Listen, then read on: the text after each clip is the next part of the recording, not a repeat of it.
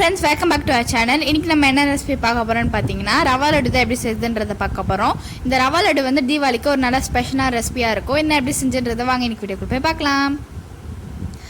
ரவா லட்டு செய்யறதுக்கு இந்த மாதிரி மிக்ஸி ஜார் எடுத்துர்க்கேன். அதுல நான் ஒரு கப் அளவுக்கு சர்க்கரையை சேர்த்துக்கிறேன்.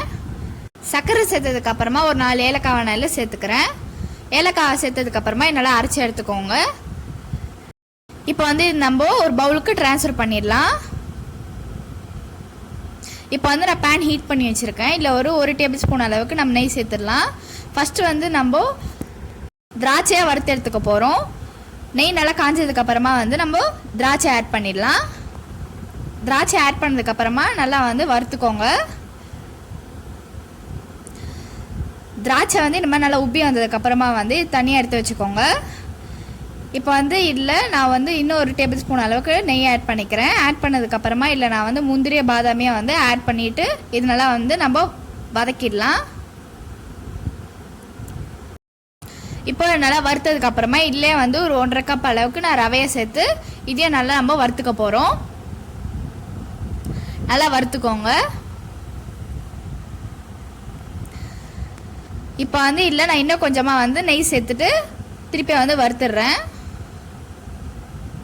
நல்லா வறுத்துட்டே இருங்க. இதை வந்து இந்த அளவுக்கு நம்ம நல்லா வறுத்தாச்சு. ஸ்டவ் ஆஃப் பண்ணிடலாம்.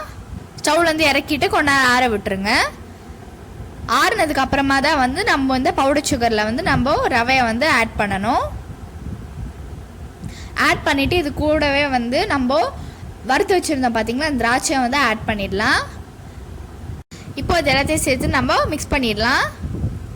இப்போ வந்து நம்ம லட்டு பிடிக்க வாட்டமாக இருக்கிறதுக்காக வந்து நானே இந்த மாதிரி ஒரு தட்டுக்கு வந்து நான் ட்ரான்ஸ்ஃபர் பண்ணிடுறேன்.